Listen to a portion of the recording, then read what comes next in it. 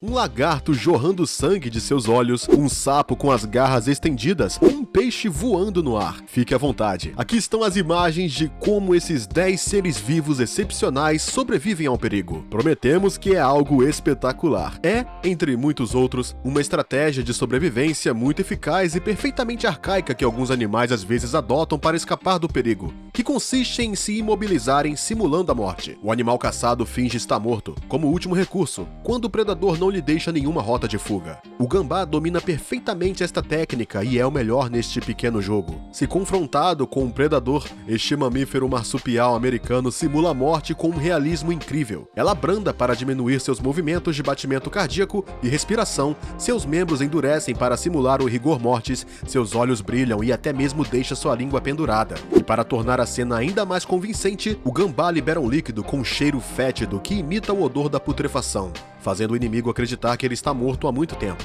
Repugnado pela aparência e pelo cheiro do gambá, o predador segue em frente. Quando o animal enfrenta um predador, várias estratégias são possíveis: fugir, confrontar, dissuadir ou se camuflar. O sapo calhau venezuelano faz algo completamente diferente. Quando encontra uma tarântula ou outro predador, não pensa, dobra seus 4 membros sobre seu corpo, adota uma posição de bola e se lança, descendo pela encosta, para dar a impressão ao seu inimigo de que é uma pedra. A criaturinha então salta das rochas como uma bola de borracha. Se tiver sorte, este anfíbio acaba em uma fenda onde é invisível ou difícil de alcançar. Sua cor preta e cinza ajuda ele a se misturar na paisagem. Mas se tiver menos sorte, ele cai numa poça profunda e morre, pois o sapo de calhau é um pobre nadador. É inverno e está um frio insuportável no Alasca. Então o sapo da madeira desenvolveu sua própria técnica para lidar com o frio, que nós humanos também gostaríamos de ter tido. Lá, no inverno, os sapos de madeira ficam imóveis no solo congelado. Congelados, estes anfíbios voltarão à vida sem dificuldades, uma vez que os belos dias retornem. Seu segredo é que as rãs de madeira sobrevivem a temperaturas tão baixas quanto menos 16 graus, congelando 2/3 da água em seus corpos, enquanto as dos Estados Unidos Central não conseguem se adaptar a tais condições. Para superar a estação fria, este anfíbio de 5 a 7 centímetros de comprimento se enterra e literalmente congela ao ponto de suspender todas as suas funções vitais, incluindo a respiração e a circulação do sangue. Assim, seu sangue quase não circula mais, mas é carregado com glicose, um açúcar que atua como agente crioprotetor, evitando assim a degradação celular quando a água se cristaliza e, ao descongelar, quando estes cristais derretem. Assim que o inverno chega ao Alasca, o sapo da madeira não entra em pânico. Mantém a cabeça fria, acumula sua pequena reserva de glicose no fígado e se deixa congelar. Sem barbatanas laterais, como um corpo alongado, flexível como o de um enguia e uma boca sem mandíbulas, mas decorada com várias fileiras de dentes, os mixinidios fazem parte dos animais aquáticos anguiliformes, que se caracterizam pelo fato de não possuírem vértebras.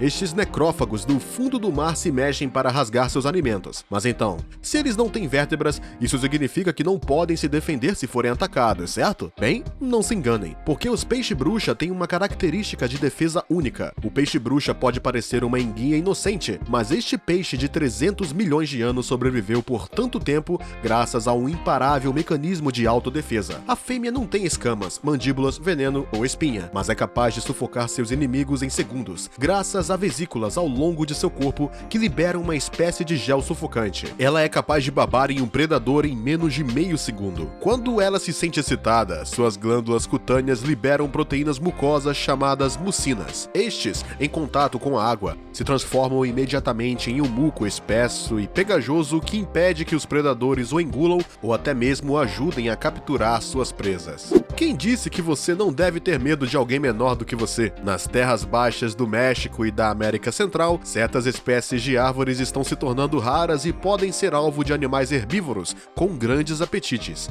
Entre eles, a acácia, que é muito mais inteligente do que pensamos. Sim, eu sei que estamos falando de uma árvore. É claro, as árvores são vulneráveis, não podem fugir ou se defender, mas a acácia parece ter mais de um as na manga. Esta árvore conhece seu ambiente e sabe que os elefantes e os outros predadores estão morrendo de medo de formigas. Por isso decidiu fazer deles seus melhores aliados. De fato, A acácia e uma espécie de formiga chamada Pseudomyrmex ferruginea ajudam uma a outra a sobreviver. Isto é chamado de relação mutualista, na qual duas ou mais espécies diferentes colaboram para fornecer o que a outra necessita.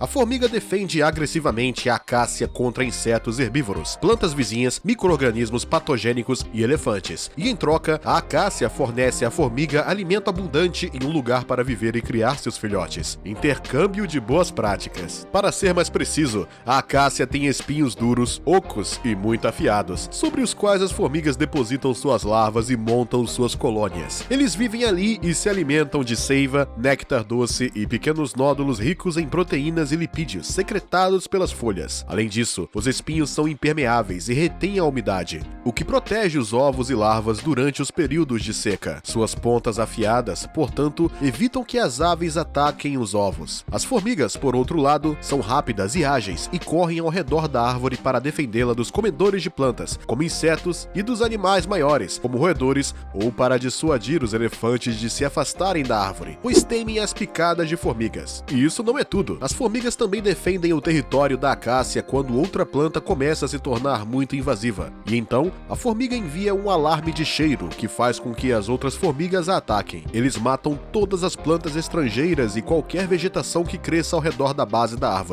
A acácia não terá que competir por nutrientes do solo, água e luz solar com outras árvores. O título de rainha da camuflagem só pode ser dado aos chocos, sendo capaz de mudar de cor, padrão e textura dependendo da superfície em que se encontra. Para se misturar com seu ambiente em menos de um segundo, o choco escapa efetivamente de todos os seus predadores, por mais poderosos que sejam seus sistemas visuais. Mas o mais incrível sobre o choco é que ele é incapaz de perceber as cores. Entretanto, é capaz de mudar de cor para se adaptar aos tons do fundo do mar em que se encontra. Neste caso, estamos falando de mímica homocrômica, um fenômeno permitido pela dilatação ou contração dos cromatóforos, células preenchidas com pigmentos de diferentes cores. Esta imitação é tão eficaz e tão elaborada que pode combinar perfeitamente com certos padrões, como os reflexos das ondas, fazendo as cores cintilarem e até mesmo permitir mudanças na textura de sua pele, que pode ser coberta com espinhos ou tornar-se completamente lisa novamente. E o mais surpreendente é que estas mudanças são feitas por reflexo e em tempo recorde, alguns décimos de segundo, graças às ações hormonais e nervosas. Por trás de sua aparência de um animalzinho vulnerável e inofensivo, o Ioris lento tem os meios para se defender e jogá-lo no chão no piscar de olhos. Se acredita que é o único primata atualmente conhecido a produzir veneno. Sua mordida não é suficiente para matar um homem, a menos que cause uma reação alérgica. Mas acredite em mim, ainda é muito dolorosa. O veneno é produzido por glândulas localizadas sob os cotovelos do animal. Se atacado ou se quiser morder a presa, este pequeno monstro levanta suas pernas e lambe as glândulas sob as axilas, adicionando à sua saliva uma rica gama de compostos tóxicos que podem transformar um pequeno corte em um buraco de carne morta em putrefação. Os Ioris lentos adultos também podem revestir suas crias com este veneno para protegê-las dos predadores. Basta lambê-las. Quem teria pensado que um besouro também poderia esconder uma arma de defesa secreta quando não pode sequer se virar quando está de costas? Na verdade, para ser mais preciso, não é um besouro qualquer, mas o escaravelho bombardeiro. Este inseto da família dos carabídeos tem a capacidade de lançar ruidosamente um líquido corrosivo em ebulição em seus predadores. Os ingredientes deste coquetel explosivo são mantidos em seu abdômen, que é dividido em duas cavidades. A primeira, chamada tanque, contém reagentes químicos, e a segunda, a câmara de explosão, contém uma mistura de enzimas. Assim, quando um besouro bombardeiro é atacado, uma válvula se abre entre as duas câmaras e, imediatamente, cria uma mistura entre as duas substâncias que cria uma reação química instantânea. O aumento da temperatura e da pressão, causando uma explosão. Um spray corrosivo a mais de 100 graus é então expelido para fora de seu corpo em direção ao seu predador. Para ser eficaz, ele pode repetir a ação várias vezes por segundo. Você consegue imaginar? Cuidado, você vai se assustar. O sapo que você vê ali tem a particularidade de ser peludo e ter uma arma de defesa fora da raça comum. Quando se sente em perigo, o Trichobatrachus robustus quebra ativamente seus próprios ossos para produzir garras que perfuram seus inimigos e se tornam armas de defesa. Em repouso, as garras do sapo, presentes apenas em suas patas traseiras, estão aninhadas dentro de uma massa de tecido conjuntivo. Mas quando o animal é atacado, ele contrai seu músculo, que puxa as garras para baixo. A ponta afiada então se desprende da ponta óssea e sai através da almofada dos dedos dos pés, alcançando a parte inferior. O resultado final pode parecer uma garra felina, mas o mecanismo de quebra e corte é muito diferente e único para estes sapos. A coisa mais incrível sobre este fenômeno é que a garra é apenas óssea e não tem um revestimento externo de queratina, como em outros animais. Você sabia que há peixes que podem voar? Os peixes voadores são uma espécie única de peixe encontrada na maioria dos oceanos. Eles são normalmente encontrados em águas tropicais e subtropicais quentes. O interessante sobre esta espécie de peixe é que eles podem saltar acima da superfície do oceano e voar a uma grande distância. Esta técnica lhes permite escapar dos predadores e para aumentar suas chances de sobrevivência. Esses peixes voadores com barbatanas duras como asa e rabos bifurcados irregularmente se movimentam frequentemente em grupos. Alguns peixes voadores podem deslizar sobre o oceano por uma distância de 400 metros a uma velocidade de cerca de 16 km por hora. Incrível, não é? Prinosoma cortunum, também conhecido como sapo-chifre ou lagarto-chifre, é uma espécie de lagarto que vive em áreas áridas do sul do Canadá até a Guatemala. Um ambiente onde os predadores são numerosos e a sobrevivência é uma guerra constante. Assim, para escapar de lobos, cães ou coiotes, o lagarto usa 3 técnicas de defesa, uma das quais é bastante única. Como o peixe-balão, o sapo-chifre pode dobrar de tamanho quando se sente em perigo, e assim parecer mais imponente. Mas se essa primeira técnica não deter seu predador,